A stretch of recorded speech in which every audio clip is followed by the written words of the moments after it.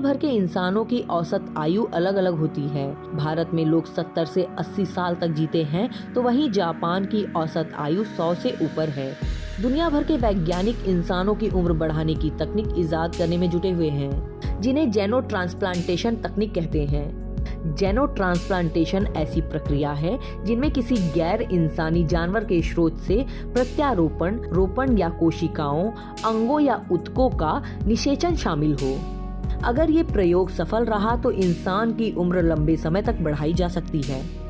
इसी साल जनवरी में 57 साल के डेविड बेनेट सीनियर की सेहत बहुत ज्यादा खराब हो गई थी। मैरीलैंड मेडिकल सेंटर यूनिवर्सिटी के डॉक्टरों ने उनमें अनुवांशिक तौर पर संशोधित सूअर का दिल लगाने में सफलता पाई थी। इस ऑपरेशन को बड़ी ही सफलता के तौर पर देखा गया। बेनेट का स्वास्थ्य भी ठीक हो गया और परिवार के साथ समय बिताने लगे। लेकिन इसी महीने में 8 तारीख को बेनेट का देहांत हो गया। पर इससे जेनो ट्रांसप्लांट को दुनिया भर में सराहना मिलना कम नहीं हुआ।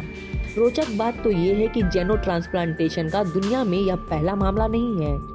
इससे पहले 17वीं सदी के 1667 में फ्रेंच डॉक्टर जीन बाप्तिस्ते डेनेज ने जानवरों की नसों से इंसानों के खून पहुंचाने में सफलता पाई थी।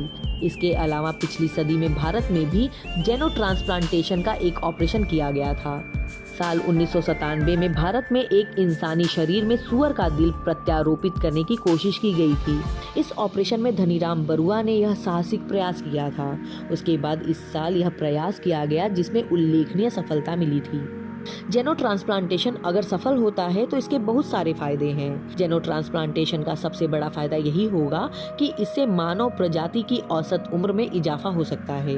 पैल्मोनोलॉजिस्ट पृथ्वी संघवी का मानना है कि इस प्रक्रिया से इंसानी जीवन लंबा हो सकता है और लोगों की औसत आयु 80 से 90 साल तक भी पहुंच सकती है।